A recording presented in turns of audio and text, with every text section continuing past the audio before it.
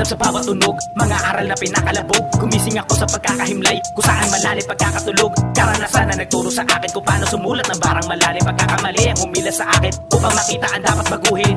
Di na rin tumigil, mas lalo pang nanggigil. Sumulat ng sumulat upang talento di masupil. Panahon naging guru ko sa landas na tinutungo. Di na rito basta biro pagkat ako na ang sinubo. Na tumulan ng meron ang kaalaman, alam ko sarap ay may paaralan. Marami nagulat nang may natutunan at taging halimaw dito sa larangan. Sa kada taon ay may evolusyon, pinapakita yun na aking misyon. Sa mga tula ko na binubuo, may nakikita sila ng leon. Kung meron pangarap ay wag ka matakot, oportunidad ay dapat na mahakot. Meron sa paligid mo dyan na buraot, lahat gagawin para makakuraot. Huwag manginayang ikay maubusan ng peke, kaibigan pagkakalaunan. Eto ang haral laki natutunan sa bawat paglakad ko sa dinaanan.